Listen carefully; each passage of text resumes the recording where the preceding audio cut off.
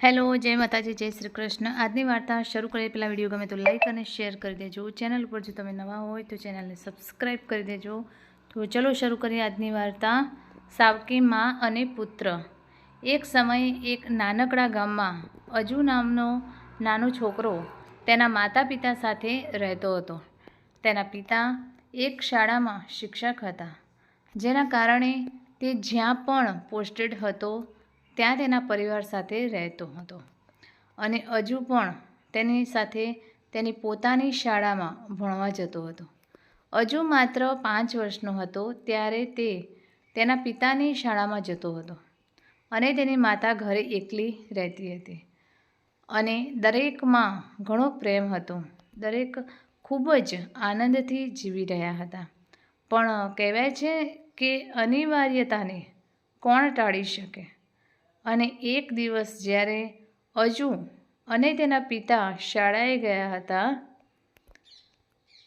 તેથી તે જ દિવસે તેની માતાને સાપ કરડ્યો હતો અને સાપના ડંખને કારણે તેણે આ દુનિયા છોડી દીધી હતી અને આ વિશે કોઈને જાણ પણ નહોતી। જ્યારે તેઓ બંને શાળાએથી પાછા આવે છે ત્યારે તેઓએ જોયું કે તેની માતા જમીન પર પડેલી છે અને તેનું આખું શરીર કાળું થઈ ગયું છે। ત્યારબાદ તેના પિતાએ તેને જગાડવાનો પ્રયાસ કર્યો, પરંતુ તે પહેલાંથી જ મરી ચૂકી હતી। પછી બંને લોકો રડવા લાગ્યા અને તેના રડવાનો અવાજ સાંભળીને આસપાસના લોકો ત્યાં એકઠા થઈ ગયા હતા। ત્યારબાદ તેના અંતિમ સંસ્કાર થયા અને તે પછી અજુના પિતા તેને તેના ઘરે લઈ ગયા અને થોડા દિવસો સુધી તેને રસોઈ બનાવીને ખવડાવવાનું અને તેની સંભાળ રાખવાનું શરૂ કર્યું। પછી એક દિવસ અજુના પરિવારે તેના પિતાને ફરીથી લગ્ન કરવાનું કહ્યું, કારણ કે તેમનો પુત્ર હજુ ઘણો નાનો હતો અને જો તમે પણ શાળાએ જશો તો તે તેનું ધ્યાન રાખશે અને તારી પણ હજુ ઘણી જિંદગી બાકી છે, તું ક્યાં સુધી એકલા રહીશ। હવે પરિવારના સભ્યોની વાત સાંભળીને અજુના પિતાએ વિચાર્યું કે તેઓ સાચા છે અને મારો પુત્ર મારા શિવ જેવું બીજું કોઈ નથી। જો તે આવશે તો તે તેની પણ કાળજી લેશે, જેથી હું પણ મારા કામ પર જઈ શકું।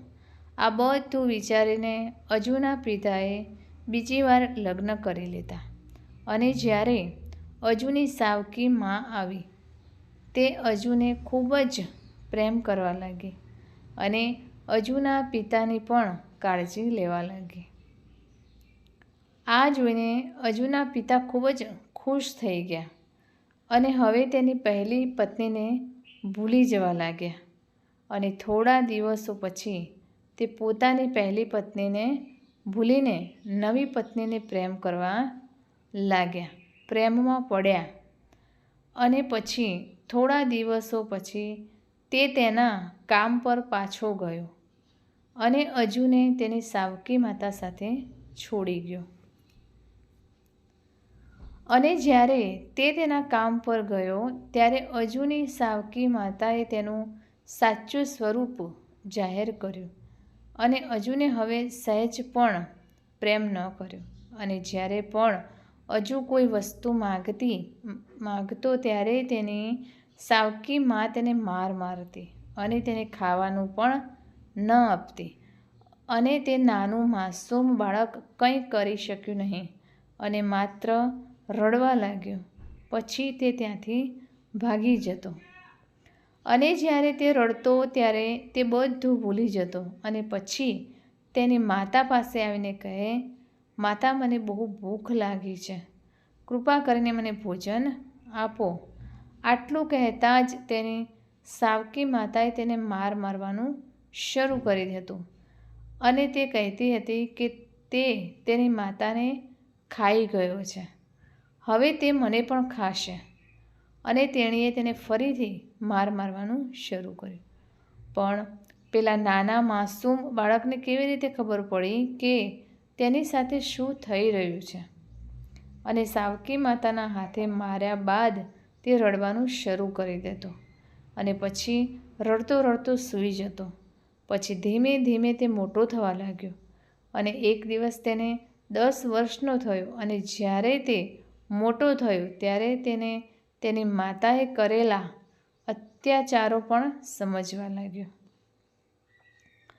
અને જેવો દિવસ આવ્યો કે તે ક્યાંકથી પાછો આવ્યો અને તેની સાવકી માને કહ્યું, મમ્મી, મને ભૂખ લાગી છે, કૃપા કરીને મને ખાવાનું આપો.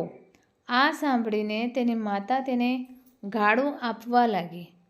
પછી આ બધું સાંભળીને અજુએ ખૂબ ગુસ્સો આવ્યો અને તેણે ત્યાં એક લાકડી રાખી અને તેને ફટકારીને તેનું માથું તોડી નાખ્યું અને પછી ઘર છોડીને ભાગી ગયો. અને ભાગતો ભાગતો તે એક શહેરમાં પહોંચ્યો અને બસ સ્ટેન્ડ પાસે બેસીને રડતો હતો ત્યારે એક સજ્જન ત્યાં આવે છે અને તેને રડતો જુએ છે. પછી તેને પૂછે છે કે દીકરા, તું કેમ રડે છે? પછી હજુ તેના ભૂતકાળની આખી વાર્તા કહેતો અને તેની વાર્તા સાંભળીને સજ્જન પણ રડવા લાગ્યો અને બોલ્યો, દીકરા, ચિંતા ન કરે, મારી સાથે ચાલ, હું તને મારા ઘરે લઈ જઈશ. મને પણ કોઈ સંતાન નથી. તમે મારી સાથે મારા ઘરે આવો, ઘરે જ રહો. પછી તે અજુને પોતાની સાથે લઈને તેના ઘરે જાય છે અને ત્યાં તે તેની સાથે રહેવા લાગે છે. અને બીજી તરફ જ્યારે અજુના પિતાને ખબર પડી કે તેમનો પુત્ર ઘર છોડીને ક્યાંક ભાગી ગયો છે, પછી તે ઘરે પાછો જાય છે અને તે તેની સાવકી માતાને ખૂબ મારતો હતો અને તે કહે છે કે તે મારા આખા કુટુંબને બરબાદ કરી નાખ્યું છે. મારી પત્નીનું અવસાન થઈ ચૂક્યું હતું અને મારો એક પુત્ર પણ હતો, તેથી મેં તેને ઘરમાંથી ભગાડી દીધો હતો. હું તને ક્યારેય માફ નહીં કરું અને તેમનો પીછો તેમના ઘરેથી દૂર કરે. અને અજુ તેના નવા ઘરમાં ખુશીથી રહેવા લાગ્યો. તેના નવા માતા પિતાએ તેને ખૂબ જ પ્રેમ કર્યો અને તેને ખૂબ સારી શાળામાં દાખલ કરાવ્યો અને તે ત્યાં ભણવા લાગ્યો. અને જ્યારે તે 10મા ધોરણમાં ભણતો હતો ત્યારે એક ઘટના બની કે તેના અસલી પિતા પણ આ જ શાળામાં ભણાવવા આવ્યા. પણ તે અજુને ઓળખતો ન હતો અને અજુ પણ તેને ઓળખતો ન હતો.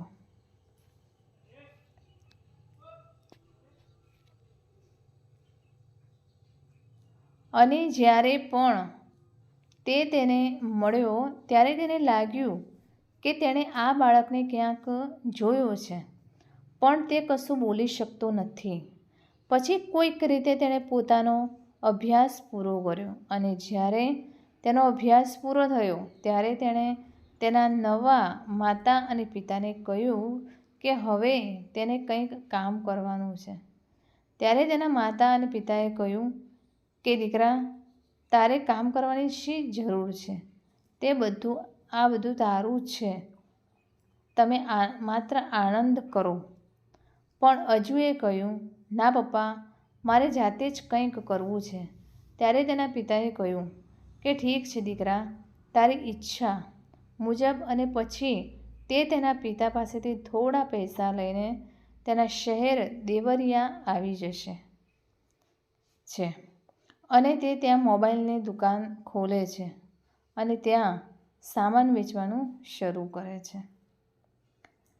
એક દિવસ જ્યારે તે તેની દુકાનમાં બેઠો હતો ત્યારે એક યુવતી મોબાઈલ ફોન ખરીદવા ત્યાં આવી, જેને જોઈને અજ્જુ તેના પ્રેમમાં પડી ગયો અને તેણે યુવતીને પૂછ્યું કે તેને શું જોઈએ છે. તેણે કહ્યું કે તેને મોબાઈલ જોઈએ છે. પછી તે મોબાઈલ જુએ છે અને તેને ગમ્યો. પછી તે પૂછે છે કે આ મોબાઈલની કિંમત કેટલી છે? તો તેણે કહ્યું કે આ મોબાઈલની કિંમત 20,000 છે. આ સાંભળીને છોકરી કહે છે કે મારી પાસે માત્ર 12,000 રૂપિયા છે. પછી અજુ બોલે છે, તે ઠીક છે, તમે આ રીતે લો અને બાકીના પૈસા પછીથી આપો અને મને તમારો નંબર આપો જેથી હું તને ફોન કરી પૈસા માંગી શકું. ત્યારબાદ યુવતી પોતાનો નંબર અને પૈસા આપી મોબાઈલ લઈને જતી રહી હતી અને પછી થોડા દિવસો પછી અજુ તેને ફોન કરે છે અને તેની સાથે વાત કરતી વખતે તેણે તેને પ્રપોઝ કર્યું, જેના કારણે યુવતી પણ સંમત થાય છે.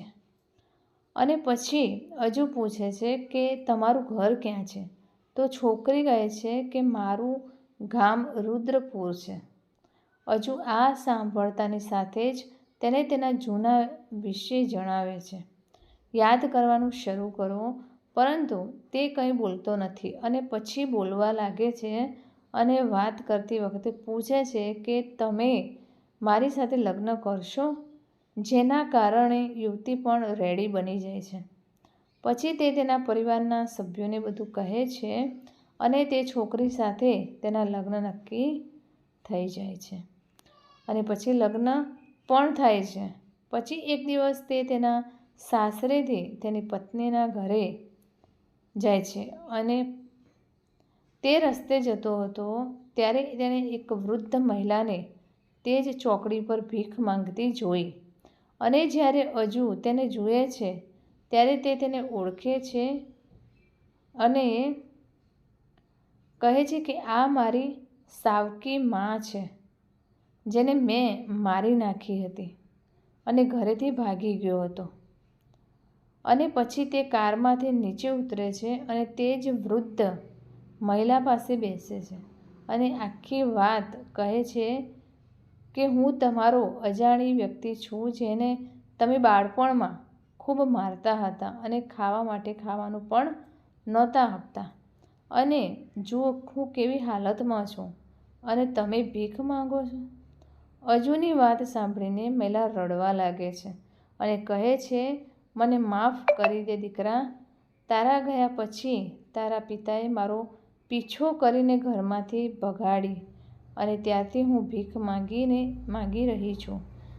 મને મારા કાર્યોની સજા મળી, મને માફ કરો. ત્યારે અજુ કહે, પાપા ક્યાં છે? ત્યારે તે સ્ત્રી કહે છે કે પુત્ર, તે તારી શોધમાં કોઈ શહેરમાં ગયા હતા અને ત્યાંથી પાછા આવ્યા નથી, બિલકુલ ન આવ્યા. ત્યારબાદ અજુ તેની માતા સાથે તેના જૂના ઘરે જાય છે અને ત્યાં તેની નવી અને જૂની માતા, પિતા અને તેની પત્ની સાથે રહેવા લાગે છે. કોઈએ સાચું જ કહ્યું હતું કે તમે જે પણ કરશો તમારે આ ભૂમિ પર જ ભોગવવું પડશે. તો મિત્રો, કેવી લાગી આજની વાર્તા પ્લીઝ કમેન્ટ કરીને જણાવશો ને વિડીયો પસંદ આવ્યો હોય તો લાઈક અને શેર કરી દેજો. ચેનલ ઉપર જો તમે નવા હોય તો ચેનલને સબસ્ક્રાઈબ કરી દેજો. ફરીથી મળીશું આવી જ એક નવી વાર્તા સાથે. ત્યાં સુધી નમસ્તે, જય માતાજી, જય Shri Krishna, Har Har Mahadev. Thanks for watching.